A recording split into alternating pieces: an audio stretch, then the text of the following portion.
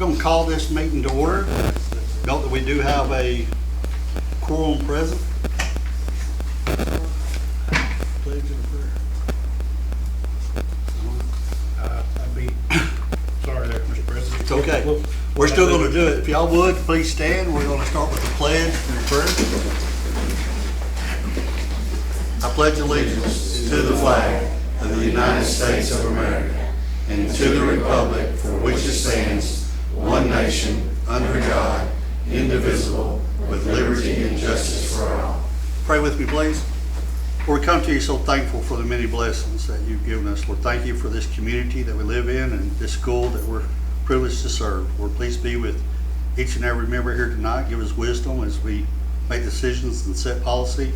Lord, I pray that we always act in the best interest of the students and the staff. That's in Jesus' name. Amen. Amen. So, now we'll call this meeting to order. And note we do have a quorum present with 6 members present, 1 absent. The next item is recognition of the students of the month. If the board will come to the front, recognize those students.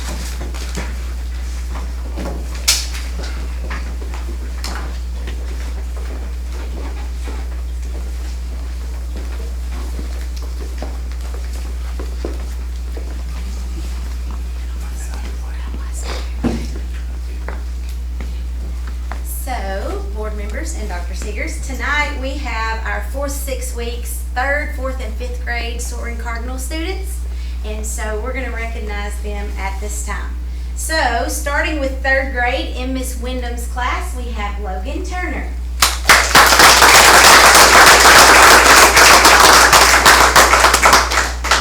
Logan is an excellent student. She is a leader and always willing to help others. I love her excitement for learning. Logan is always respectful and has a kind heart. Logan is a perfect example of a soaring cardinal. I am proud to be her teacher, is what Miss Wyndham says about her.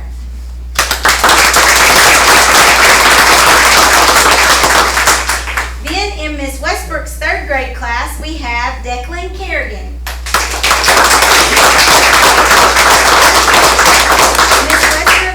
That Declan is a very hard worker. He is also very kind to everyone. He is well behaved and has a great attitude. Thank you. Congratulations. Thank you. Thank you. Congratulations. Thank you.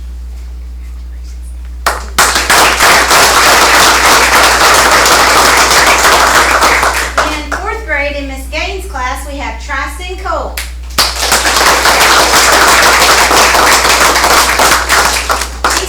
Tristan is always a hard worker who is friendly and courteous to his classmates. Congratulations. Congratulations.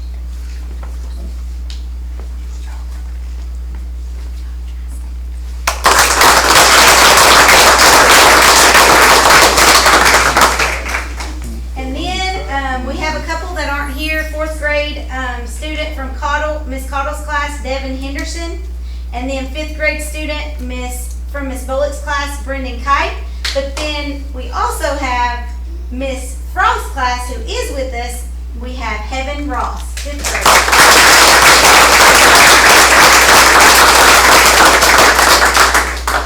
And she says that Heaven is always kind and gets along well with her classmates. She makes sure her work is done and to the best of her ability and asks questions if she doesn't understand. She represents Maud well.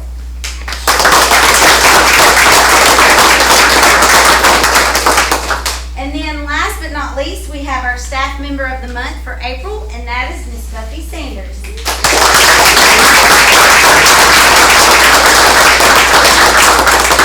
So Miss Buffy is our campus secretary, and she makes sure that everything is running smoothly, and we could not do this without her every single day.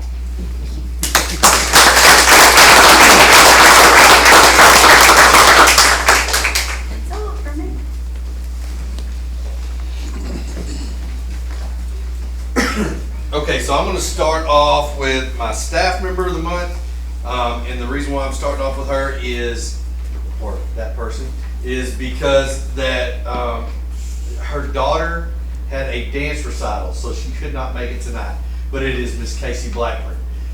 She has been one of our biggest pieces for the secondary campus to work properly, and I did tell her I was going to talk good about her, so I wanted to make sure that I did.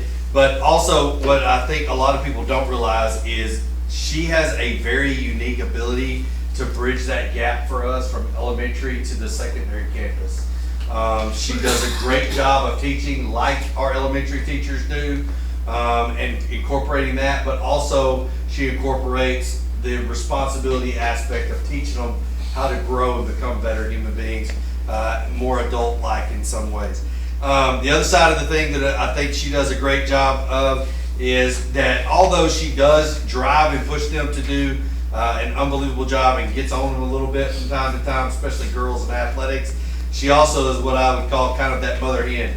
She does a very good job of giving some love right after it, letting them know that she loves them, she cares about them, and she really sees a good future for them. So Miss Casey Blackburn is our staff member of the month, and then our student group of the month is Mr. Fannon's group, our junior high band. So I'm going to have him come up and talk about them for a minute.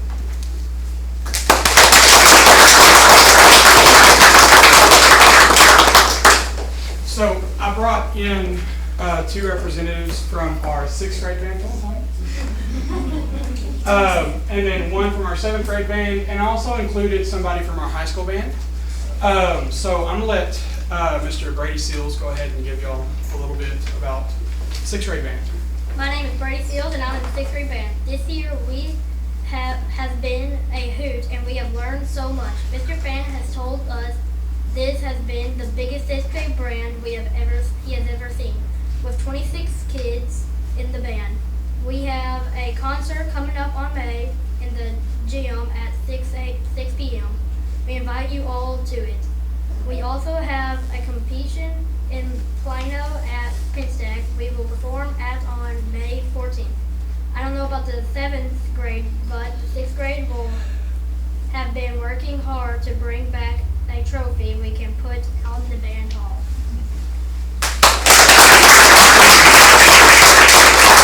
Thank you. Next, I have Mr. Tommy Garcia just to finish out transitioning between 6th grade to 7th grade because we're almost there. My name is Tommy Garcia, and I'm also in 6th grade band. We are looking forward to this summer because a few of us are getting ready for summer band camps.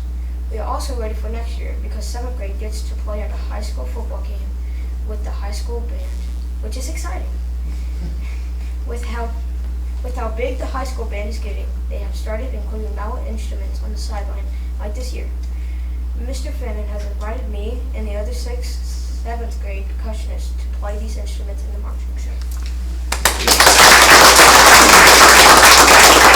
And of course, from our 7th grade bunch, Corbin Riley. Hello, my name is Corbin Riley and I'm currently in the 7th grade band. Tommy mentioned that he was invited into to be part of the pit and ensemble for the marching band next year. I got this opportunity and I absolutely loved it this past year. My instrument on the sideline was the gong, which is brand new this year, along with the tenor drums and the timpani we have. Also, I also participated with other percussionists in an ensemble for the high school solo and ensemble contest in February with extremely hard music. The judge and other schools were impressed, especially with how many younger kids were in it. We didn't advance to state, but we got really close. I'm looking forward to this next year because I get to be part of drumline and play either the tenors or the snare drum, which we just got this year. Which you rock. I want to say thank you so much for the instruments we have received. I don't know about everyone else, but I am truly grateful for everything y'all done for us.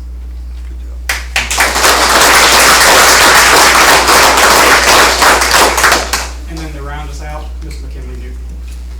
My name is McKinley Newton and I'm a freshman in band. This year we have had much success. Marching season saw us take on a challenging show with many fresh faces and new instruments. We had a great performance at the Veterans Day program as well as the Christmas concert and Mod Christmas Parade in town.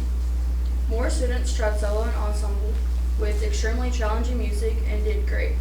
Concert and sight reading went extremely well in March. We received a 1-2-2 on stage and straight ones in sight reading, earning us another trophy, and this is the trophy. That is 2 years in a row that we've got straight ones in sight reading, and we're even closer to making more history this upcoming year. Tomorrow we have our band trip going to Plano, and we're going to perform our 3 pieces for the judges and head to Andretti's afterwards to just have fun. We're going to celebrate all of our accomplishments this year. Thank you for allotting the funding for our new instruments. I believe we would not have not been this successful without them, especially with how much the band has grown. Without your support, we would not have gotten so far. That's what we have. Thank you.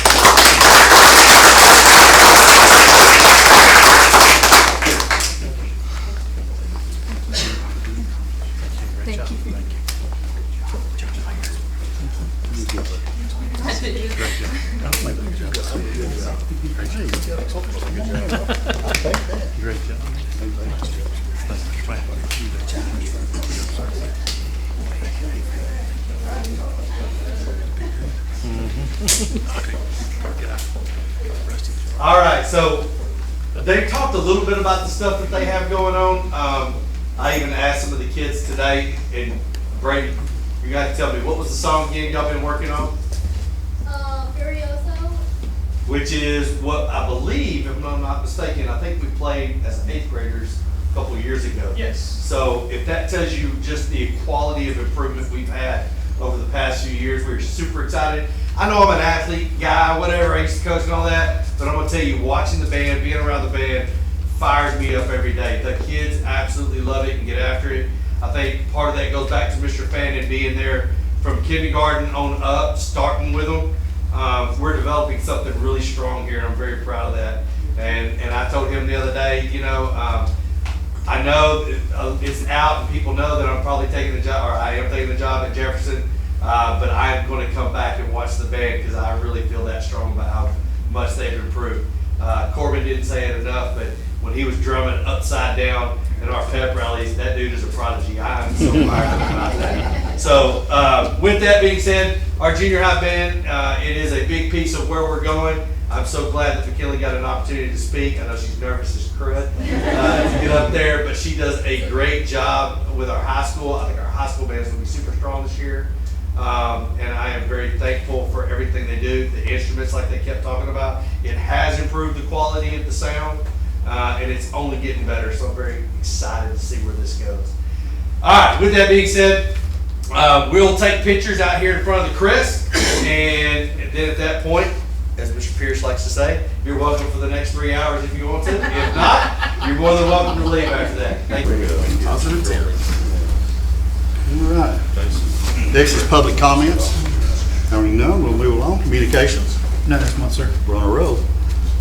Consent agenda. We have the minutes of the March 21 board training meeting, the March 21 regular meeting, monthly financial report, the budget and tax rate calendar for 2024, letter of engagement with Wolf and Henderson for 23-24 audit, 24-25 instructional material allotment and tech certification, staff development minutes waiver, and occupational therapy service agreement for 24-25 school year.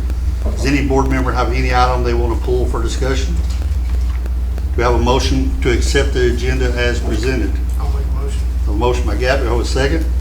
I'll second. Second by Terry. All in favor, raise your right hand. It's unanimous.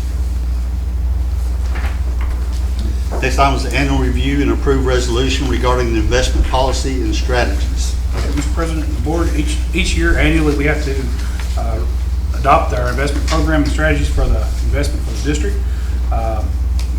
This year over last year, there's no changes to it. Our policy is the same. They've been included in your board minutes. The big piece is Tommy and I each year go in and do investment training. The big piece of that is making sure that our investment strategies don't lose principal. It has high liquidity, and the last piece that it considers is interest. And so we continue to use the same pieces that we've used over years to, number one, protect the money of the district. That's number one. Our goal in investment procedures. So, any questions on what we've done to date? Tommy, anything we need to add to that? I think you got it, unless they have questions. Do we have any discussion or questions? Do you have a motion to approve the resolution regarding investment policy and strategies? I'll make a motion. Motion by Terry, have a second? Second. Second by RJ, all in favor, raise your hand. Unanimous. Next is information items, principal report, athletic director report.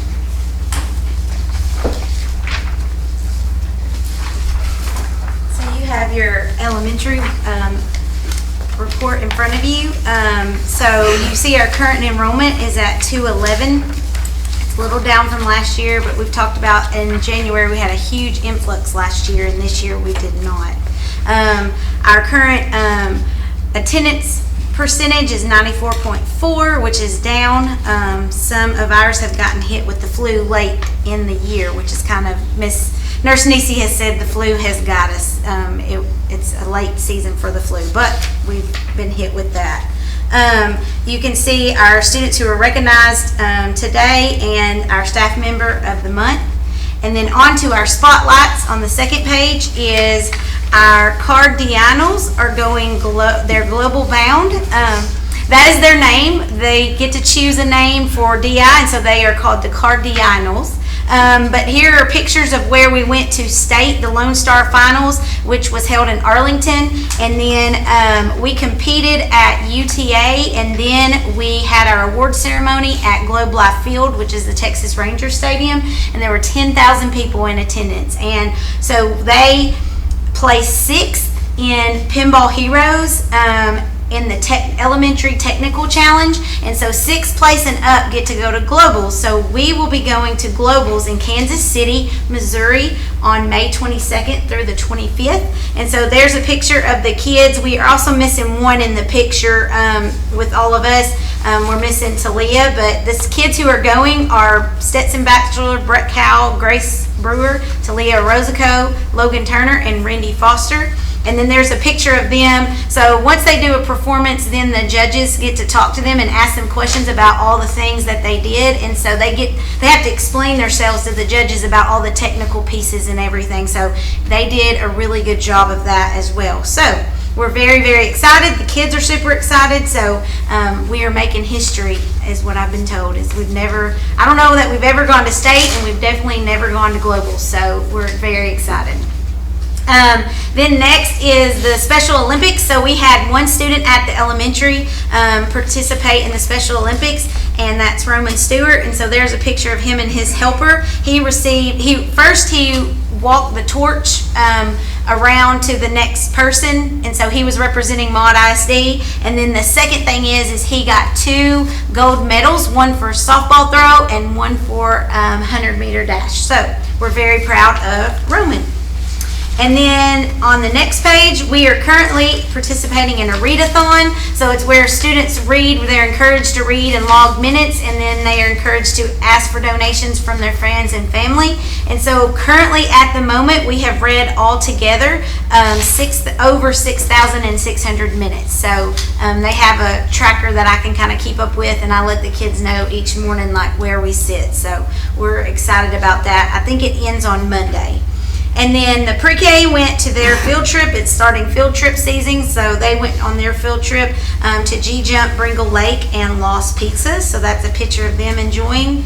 And then last is the solar eclipse. We had our big lawn out there where everybody enjoyed the solar eclipse. And so we spent probably about 45 minutes out there maybe watching the actual eclipse happen, and then the totality, and then it kind of waned off, and then everybody kind of went inside. Some of the classes enjoyed snacks like sun chips and Capri Sun and moon pies and things like that to make it fun. So that is a picture of the kids. Upcoming events, we have lots and lots of stuff. It's the end of the year. So on Monday, the 29th, we have the pre-K through kinder musical, which is called Cookies. So they will be performing that in the cafetorium. I didn't put a time on there, but it's 6 p.m. So we're excited about that. And then on May the 1st, we have 3rd and 5th grade STAR test. On the 2nd, we have 4th grade math STAR test. On the 3rd, we have kindergarten field trip. On the 6th, we have 4th grade field trip. On the 7th, we have 3rd grade field trip. On the 8th, we have Kona Ice again for one last time at the very end of the year. And 1st and 2nd grade are going on a field trip together. And then on the 10th, we have the 5th grade field trip. And then on the 13th, we have the MES Fun Day. So instead of field day this year, we're just going to kind of do a fun day. I've talked to my church, and they're going to donate their blow-ups, and we're going to use those and kind of let kids, we're going to rotate through all the classes to go through there. Amanda has a snow cone machine, so we're going to use her snow cone machine again, and so we'll just kind of do that and rotate through there like that. Then we have our AR field trip on the 14th, and then on the 16th, the very last day of school, we have the end of the year award ceremonies, and we're going to put like pre-K and kinder together, 1st and 2nd, and then 3rd, 4th, and 5th will be all together. And it's an early release day, so, but I have a feeling that by the end of the awards, the majority of people will no longer be on campus. But anyway, that's usually the way it goes. Do y'all have any questions?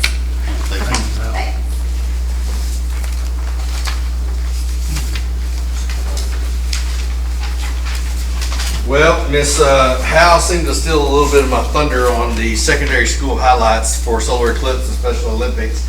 But we did have a few kids that got to participate in Special Olympics, and they all had received medals in some event. So they were all fired up about that, which is always a fun day for me because I get to watch some of our kids do things that they normally don't have the opportunity to participate in. Other things that we've been having going on right now the last couple weeks, besides the Solar Eclipse and Special Olympics, has been our STAR EOC testing. I have talked to a lot of the kids. Of course, I don't ask specific questions, but I tell you what, I do think our kids feel comfortable this year. So that's a big improvement. Where we've been with some of our younger kids taking tests, we still have 6th and 7th grade Tuesday taking tests. We have our Algebra 1 on Wednesday coming up. But I do think we're in a pretty good shape right now. Our kids seem very excited and comfortable about where we are right now, especially in our 8th grade history section. That was the one that's been kind of plaguing me, I guess, so to speak, that I wanted to fix and work on.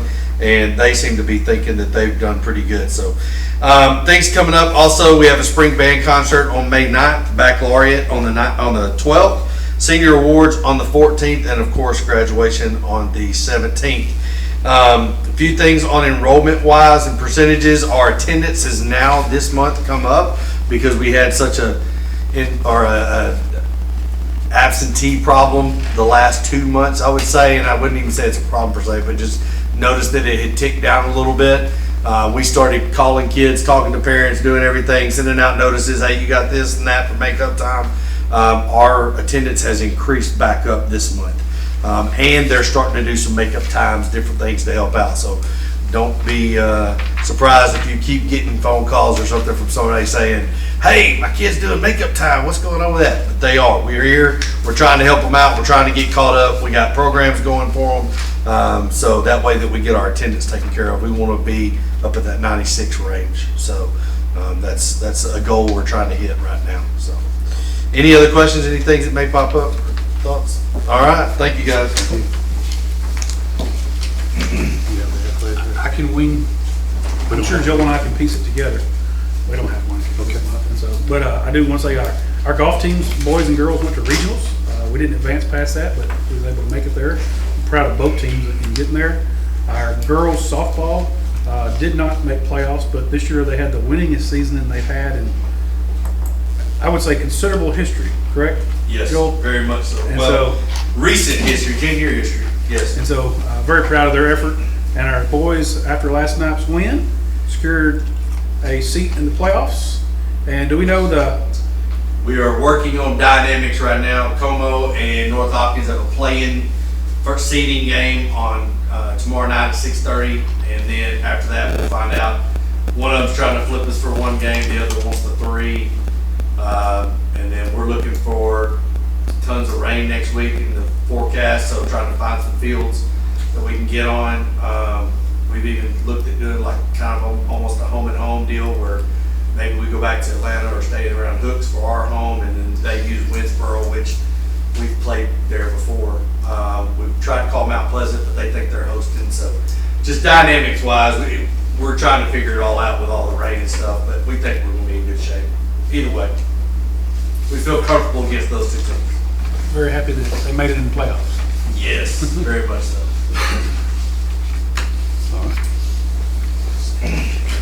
Next item is discussion of mod ISD's property values and foundation school program funding. Okay, Mr. Van Deaver, he's got a presentation for us, Mr. President. Discussion and kind of what the state's doing and where we stand. If we know. This is a presentation that we do every year that we're required to do as part of the budget process. And you've seen this boilerplate statement in there in the past. Up until 1920 school year, at this time, we need to discuss the lag in funding caused by the certified values coming in late.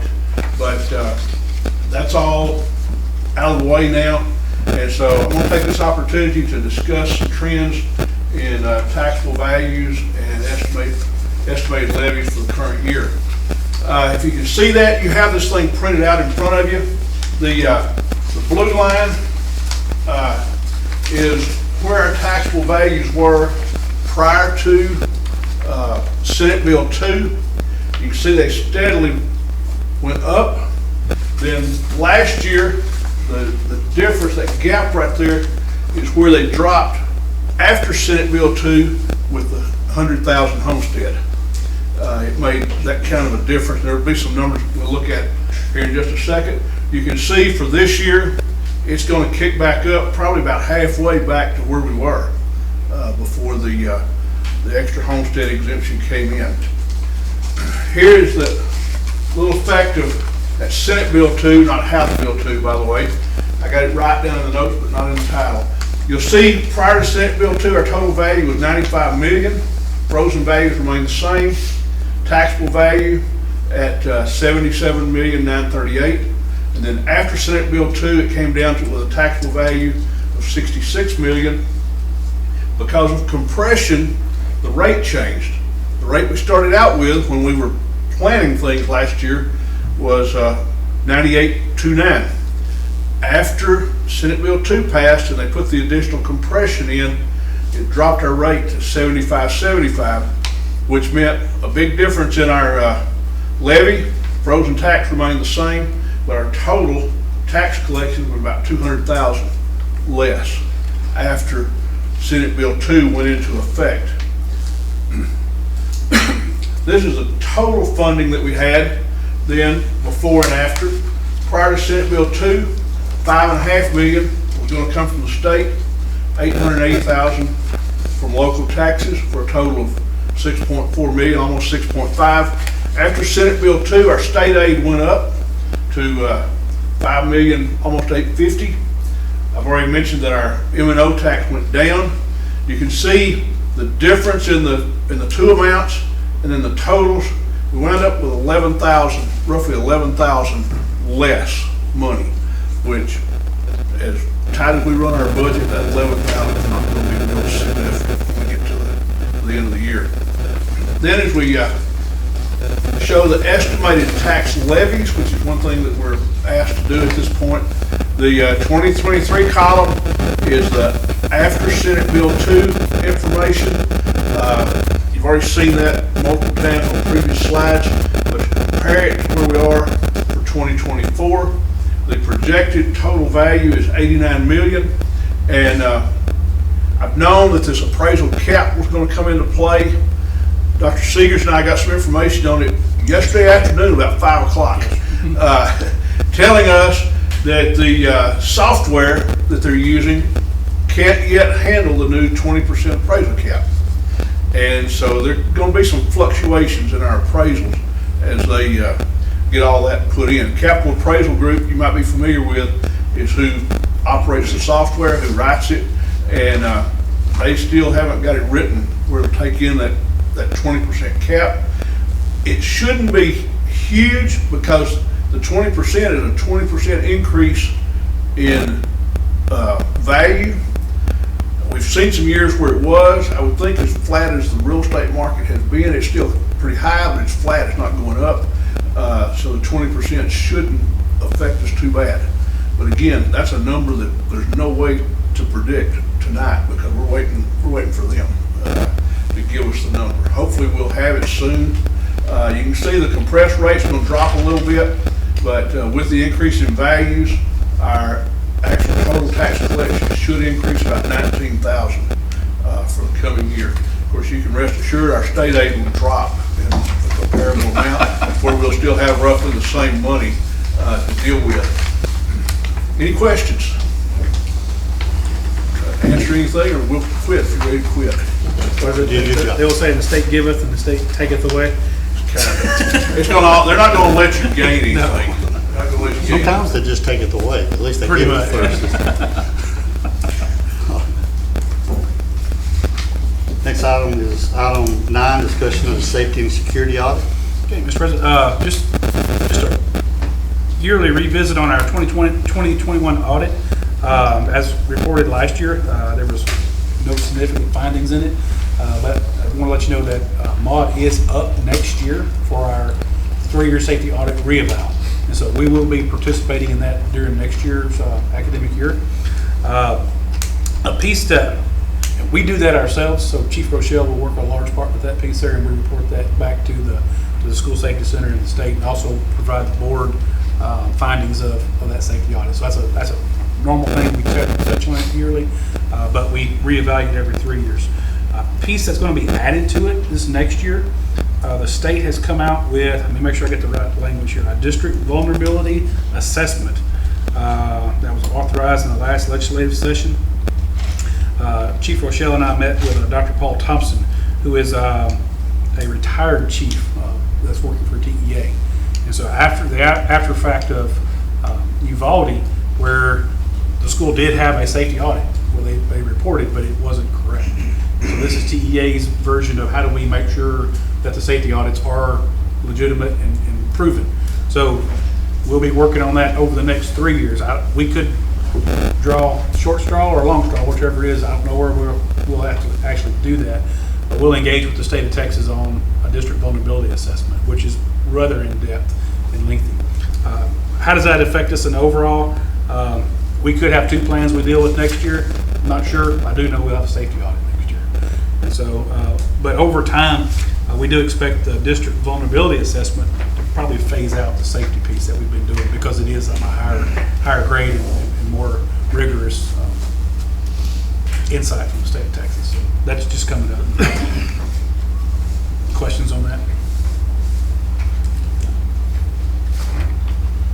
Next item, item 10, consider and approve agreement between Bowie County SSA and Stringer Construction to renovate 2 classrooms at the Redwater Intermediate School in the amount of $74,740. This is one that came to us last year in our fall with our Bowie County SSA directors meeting. The SSA actually had a parent grievance for an intermediate kid being educated at the high school and not at the intermediate campus. And so part of IDEA is kids have to be educated with their like peers to the extent necessary required by law.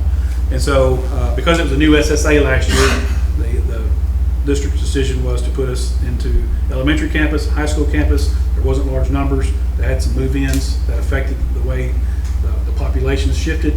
And so, long story short, in order to be compliant with IDEA, we have to move those kids from the high school back over to the intermediate campus so they can be educated with their peers.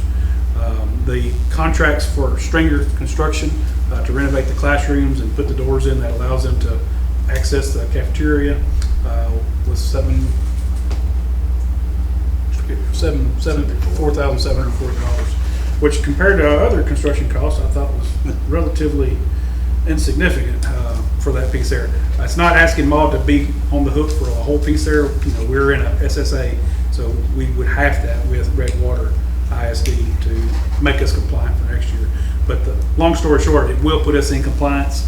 It will keep us from being liable for any type of litigation that could come to us for not educating kids in the right campus. So that's, So is that price half of it, or? that's the whole That's the whole piece. section. That's the whole piece, yes, sir. So we'd be half of that piece right there. Any other questions on that one? Do you have a motion to approve the agreement between Bowie County SSA and Stringer Construction? I'll make a motion. I have a motion by Terry, we have a second. Second by Gat. All in favor, raise your right hand.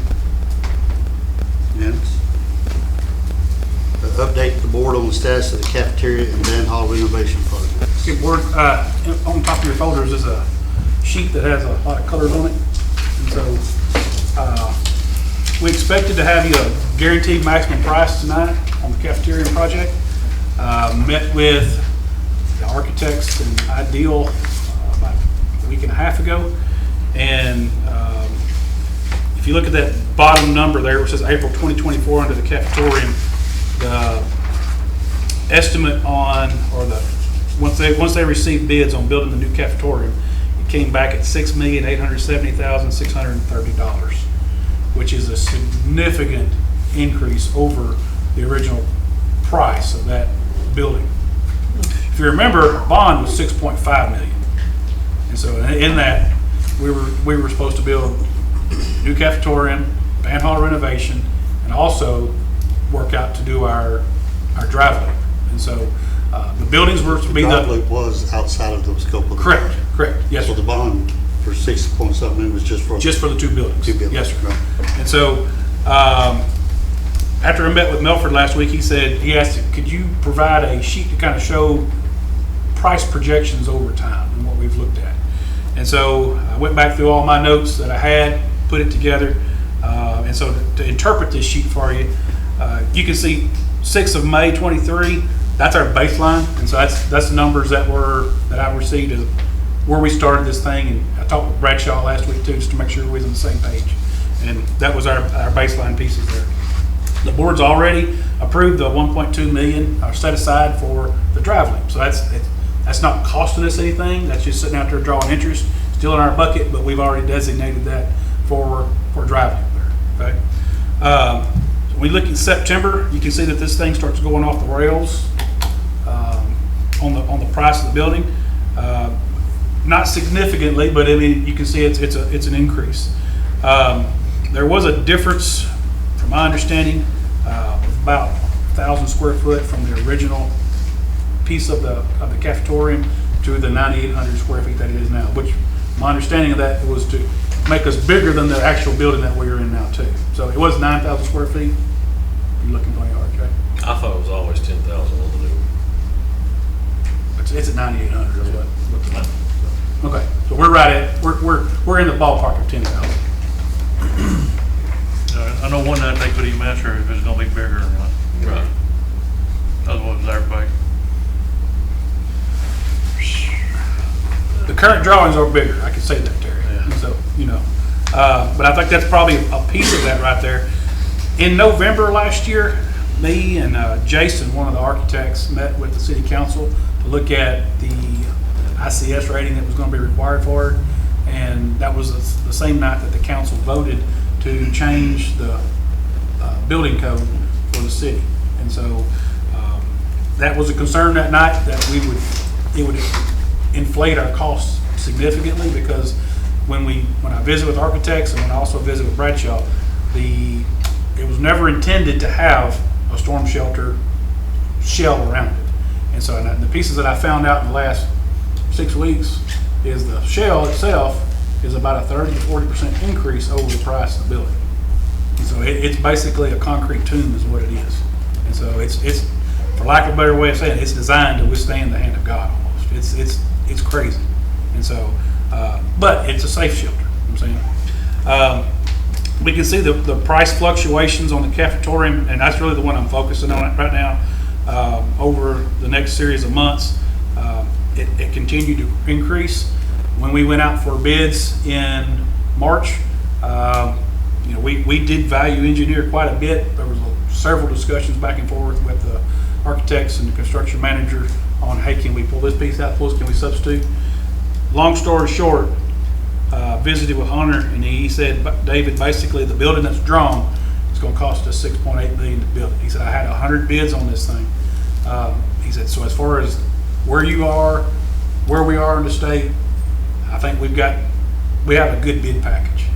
He said the problem is it's a high-end building. And so I met with both the architect and afterwards he said, okay, I think we got to look at what do we do from here. And we talked about redrawing, changing some pieces there.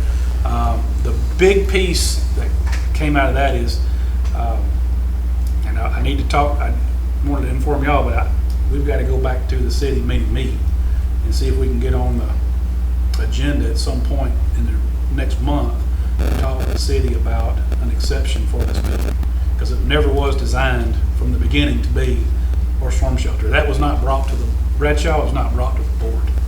And so, but the change in that happened when the code switched in November. And so I spoke with the code enforcer. That is the one that, because we're so small, our city is not able to take the cost of the third-party reviewer. So it's going to be ours to pay. And so, but because of that, we put out the RFQ for qualifications. So I spoke with Buford. He's out of Livingston.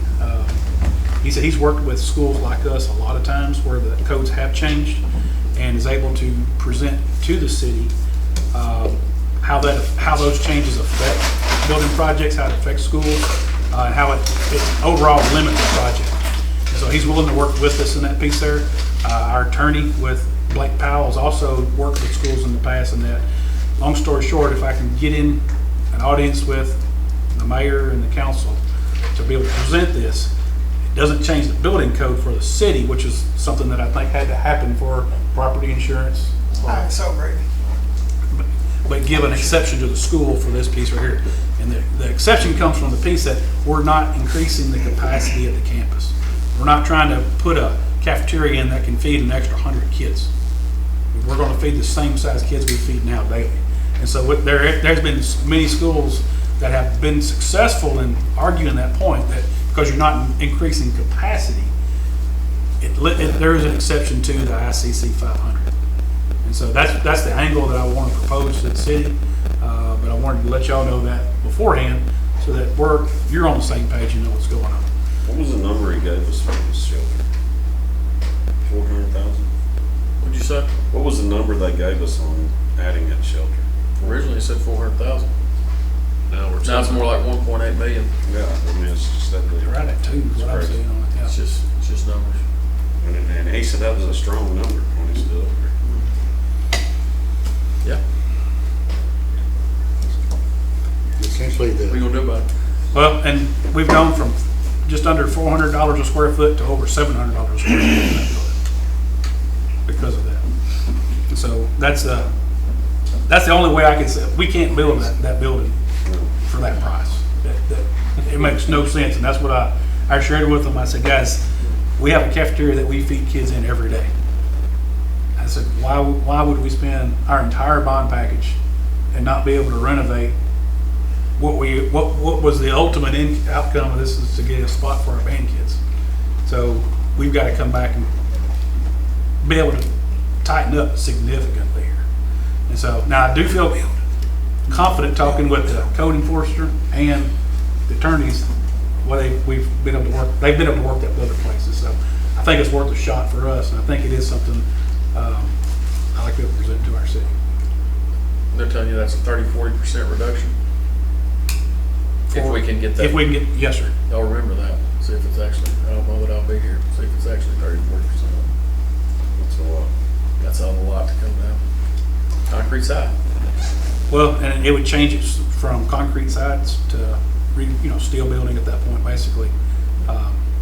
What we're used to seeing, you know what I'm saying? Looking at the band hall, the last time I looked at numbers, last time we had real numbers for that was in February. It had increased. I do think the band hall would come down even more, just because of the cutbacks in drawings. You know what I'm saying? Those were some pieces there that needed to be reined back in. And I feel comfortable with that. That's a structure that's already existing. There's no reason, we don't have to meet any ICC codes with that piece right there. So I do feel comfortable we can bring that one back. And the ultimate piece is to be able to, one, build our cafeteria that allows us to have a larger capacity for public, events like tonight, but also finish the band hall and be able to address our road situation, which is the ultimate outcome that we wanted to accomplish. So, but the only way I can get there is to change the way the building's built. So that's my intended steps, is to reach out to the city tomorrow, see if I can get an invitation with the mayor and get us on the next agenda for pleading our case to them, and have the architects and the contractors out here to explain that to them and talk about the feasibility of it. Because at the end of the day, we come down to it, we're still looking at, we're only going to have kids in there for 30 minutes a day. That's the maximum amount of time a kid will be in that building. What's the liability of the city if they approve to do this? What's the liability of the city? According to Jay, who is the attorney that's worked with us on this piece here, he said it doesn't incur any liability on the city. I would heavily weigh on that comment in the city council meeting, because that is the only reason they did this. Well, and I think we can get Jay out here for that. I think it'd be good. Does the city have a attorney on retainer? I would assume they do. Maybe have a conversation with them before. I don't know who it is. Maybe. I know who it used to be, but that person's not in anymore, I know. But if their attorney could advise them that they're not liable, that would go. Yeah, that was the mayor's big deal comment to me, was I'm not gonna be liable for a kid getting hurt because I didn't let y'all do this shelter. Or I'll let y'all not do this shelter. Yeah. But that was the comment that night, and that's the thing I shared with them was that, that changes significantly what we're projecting. Now we got the hard numbers that back it up, and so. But again, I haven't waded through one of those exceptions, but Jay said he's done several with other schools around the state. So I think it is worth a shot to try to get us back on what was originally planned. And so, and if that's the case, now say if something goes awry there, we'd have to come back, and it'd be my recommendation at that point that we come back to our committee that was on this, explain the situation, and be as transparent as possible on how do we reuse this piece. But again, I don't want to scrap it. There's a lot of work that's been in this. There's a lot of time and effort in it, and I think with the right shell around it, it can get back on track. Not the report I wanted to give y'all on that. So, the other thing I wanted to add to was looking ahead to May. I'd like to have a planning workshop where we just, not necessarily in a regular board meeting, but just a workshop. Just for y'all, the contractor, and the architects. The next 2 weeks is crazy. I know y'all know that. Yeah. Well, There's no further discussion. Well, the piece I wanted to say was, does the week of the 20th, and I don't have a day in there, I wanted to open it for y'all, does that week pose itself as a workshop in the evening? You know what I'm saying? I think I can make that work.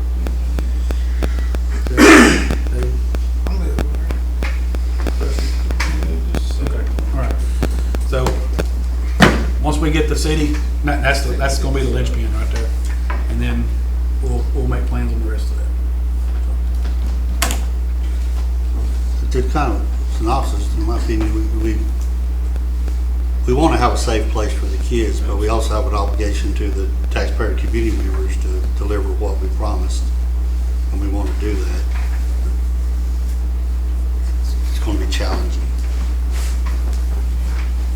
But the city council has an obligation to the community members too, and that was to keep the taxes from going up so much, so I understand. Correct. Absolutely, it wasn't no harm intended to the school or anything. No. And so it's, Unfortunate though. The whole piece, if we can get back to the original planning parameters, I think we got a shot. The really interesting thing to me that I didn't notice till just a minute ago, when you said it went off the rails 13 September with the 2.6 million, that's really still the amount we're over if you look at everything. Yeah. If you do the full loop. Correct. The and everything. full- We're the full, still, yeah. we're still 2.6 million over. Nothing's improved from that point. If you take into the loop plus the 2 million we're over on the cafeteria, we're almost 5 over. Yeah. You know, because the loop itself turns from 1.2 to 2.6 quickly. Yeah, that's a lot. So about 5 million total. I'm just guessing right there, Milford, but yeah, we're 2 million there and 1.2, 1.4. I understand, you know, how 3 point. we're breaking this into stages, but I think we got to keep in our vision the total cost.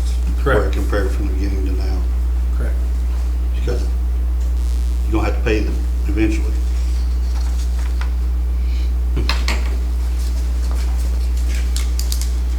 Some of our bonds coming up, nothing to do. They'll be in August, our bond payment. I mean, how much longer does that last? I mean, how much longer do we all? 13 years, I think. Yeah. 30 years. Yeah. 30. But I'll say this, right now, interest rates are great. So I mean, it's actually playing well for us to hold right now. Yeah, I think we was talking about our bonds we have now, Oh. our past bonds, was 29, 30? 29, 30 was that paid off? Something like that. That's when we were gonna go back and Yeah. ask for the high school, but we ain't gonna ask for nothing, we can't get this done. But Tommy's gonna keep banking about 25 to 30,000 a month Until we spend it. until we start spending it. So, We need to start building. yeah. Question, any other questions on that?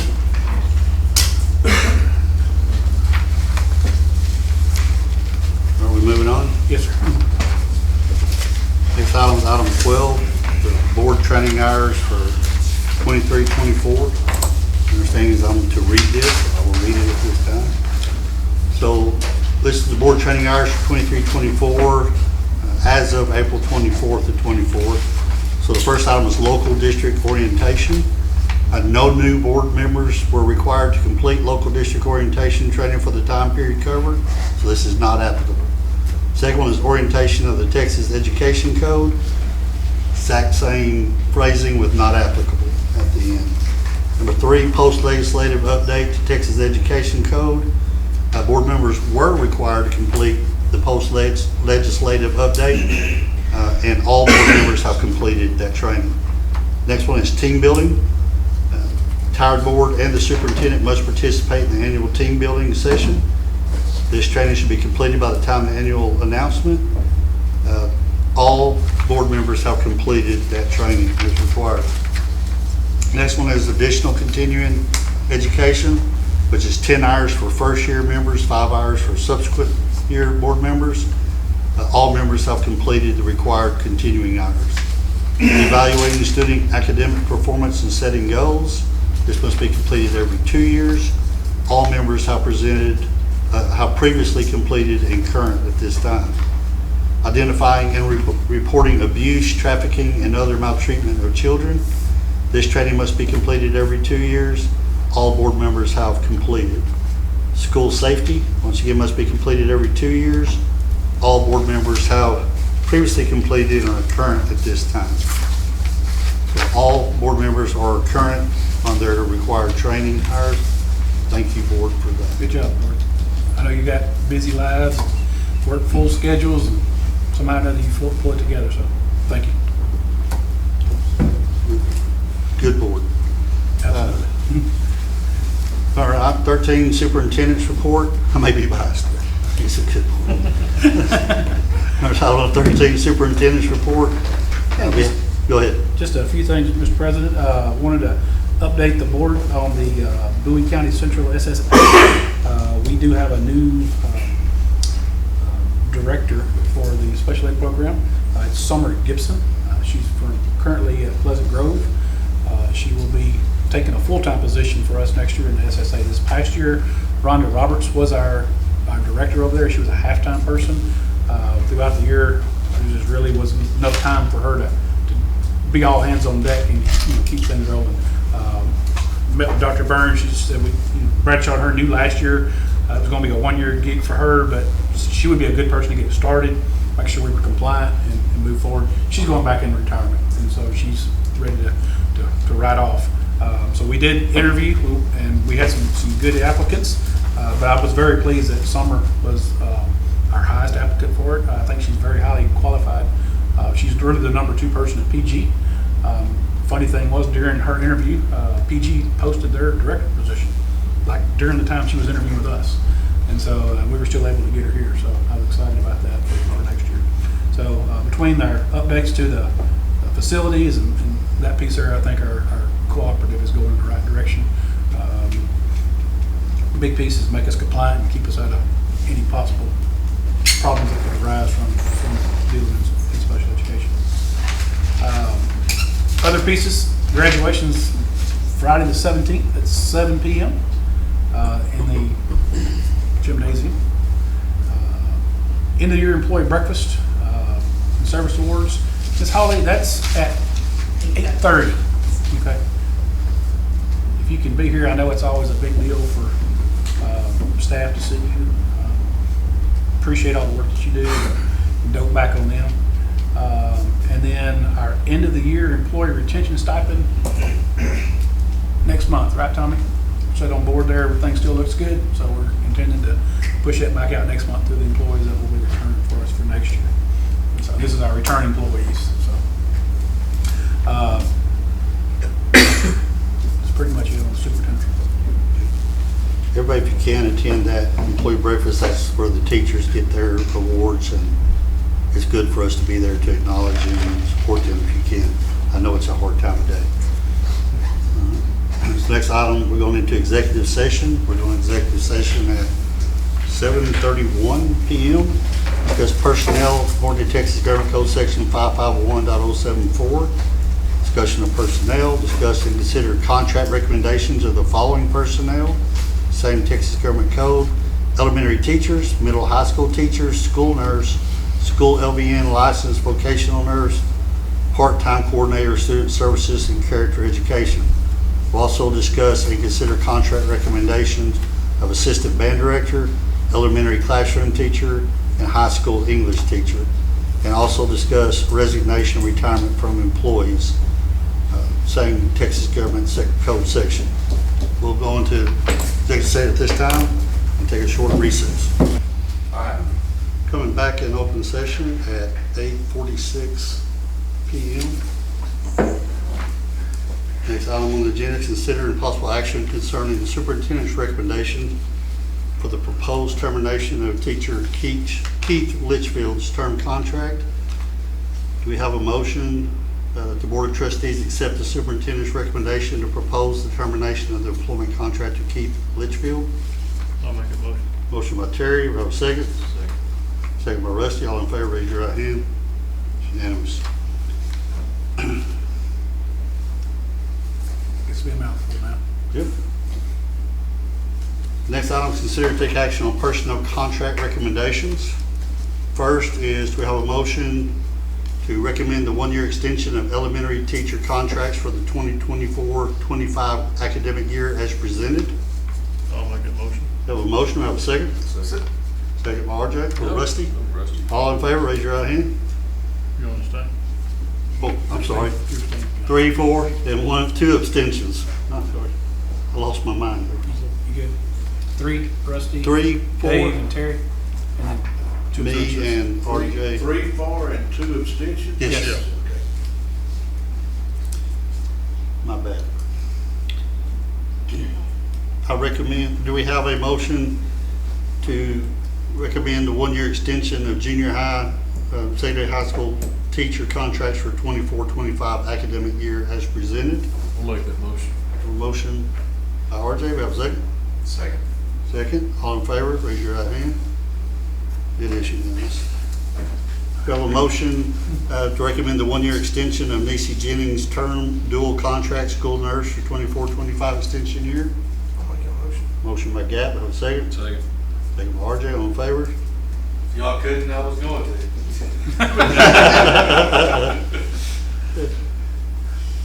Do we have a motion to recommend the one-year extension of Lisa Hudgens' part-time term contract, student services for the 24-25 academic year? I'll make a motion. Motion by Gap, have a second? Second by Rusty. All in favor, raise your right hand. Unanimous. Do we have a motion to recommend the one-year extension of Kara Sutton's dual probationary contract school nurse coach for 24-25 year? I'll make a motion. Motion by Gap, have a second? I'll second. Second by Terry. All in favor, raise your right hand. Unanimous. Do I have a motion to recommend the one-year probationary contract to Megan Jackson, Assistant Band Director for 24-25 academic year? I'll make a motion. Motion by Gap, have a second? I'll second. Second by Terry. All in favor? Unanimous.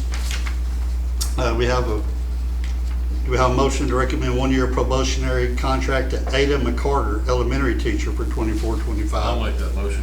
Have a motion, do we have by RJ, we have a second? Second. Second by Gap, all in favor? Unanimous. Do we have a motion to recommend the one-year probationary contract to Tanya Gordon, elementary teacher for 24-25 academic year? Make a motion. Motion by Gap, we have a second? I'll second. Second by Terry, all in favor? Unanimous. Do we have a motion to recommend the one-year probationary contract to Caitlin Reinhardt, secondary teacher for 24-25 year? I'll make a motion. Motion by Gap, have a second? Second. Second by RJ. All in favor, raise your right hand. Unanimous. We have a motion to accept the following resignations: Marina Estelle, Haley Higgs, Wace Forga, Laura Bolick, Joel Wyndham, and Elizabeth Howell. Do we have a motion to accept? Sorry, I gotta stay. It is with great regret. Accept those resignations. I understand. Motion by Gap. Do we have a second? Second. Second by RJ. All in favor, raise your right hand. It's unanimous. Thank y'all very much for your service.